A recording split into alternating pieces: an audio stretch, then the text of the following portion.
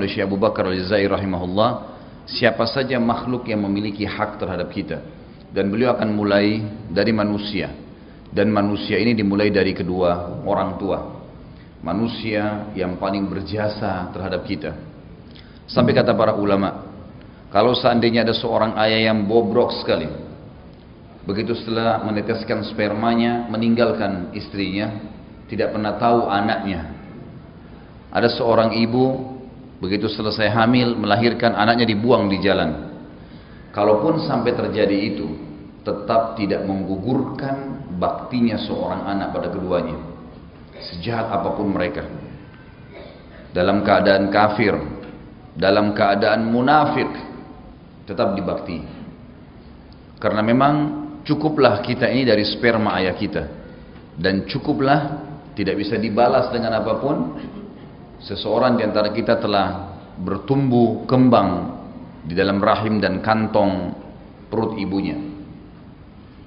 Tidak bisa seseorang membalas itu semua. Terlebih lagi kalau orang tua kita dasarnya punya jasa yang besar dalam membiayai, membesarkan, mendidik. Ini jauh lebih besar lagi. Ada seseorang bertanya di majelis seorang syekh di Saudi. Dia bilang, "Syekh, bagaimana hukumnya ibu saya numpang di rumah saya? Boleh nggak secara syar'i?" Kata syekhnya, "Ulangi pertanyaanmu." Dia bilang, "Syekh, boleh nggak ibu saya numpang di rumah saya?" Kata syekhnya, "Ulangi pertanyaanmu." Diulangi lagi sama dia sampai 7-8 kali. "Bagaimana hukumnya ibu saya numpang di rumah saya?" Terus syekh mengatakan, "Ulangi pertanyaanmu." Akhirnya dia penasaran, dia mengatakan, "Syekh, pertanyaan saya jelas." Kata syekhnya, "Pertanyaan kamu salah. Mestinya kamu tanya, apa hukumnya kamu numpang di rumah ibumu, walaupun itu hasil keringatmu, karena kamu tidak akan ada kecuali dengan ibumu." Pertanyaan salah ini. Kalau seseorang di antara kita punya penghasilan, kemudian ibunya datang bertamu, dianggap ibunya bertamu nih, atau ibunya dianggap orang yang asing. Dia yang harus memohon sama ibunya walaupun di rumah dia. Dia yang harus mencium tangannya, dia yang harus memenuhi kebutuhannya, dia harus mencari ridhonya walaupun di rumah dia sendiri. Sampai kata ulama, kalau ada seseorang naik mobil, istrinya didudukan di depan dan ibunya di belakang, sementara ibunya tidak suka, itu durhaka sama ibunya. Tidak boleh sama sekali. Ada seorang ibu lagi bertanya kepada saya di pengajian, "Ustaz, bagaimana caranya atau doa apa yang saya mesti baca supaya suami saya mau adil antara saya dengan mertua saya?" Saya bilang, subhanallah, jawaban saya adalah ibu salah cemburu. Ibu cemburu dengan mertuanya ibu, yang merupakan ibu kandungnya suaminya ibu, yang dia wajib bakti sampai dia mati pun.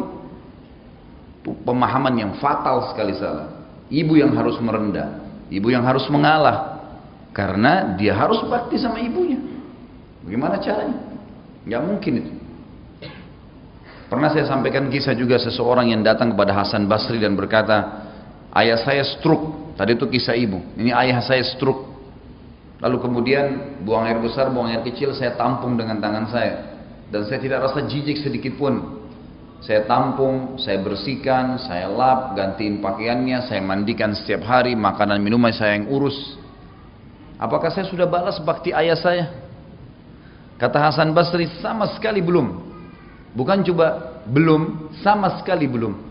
Dia bilang, "Hai imam, hai kiai, saya bersihkan kemaluan ayah saya, dia kencing, dia buang air besar, saya cebokin, saya tampung, gak jijik sedikit pun.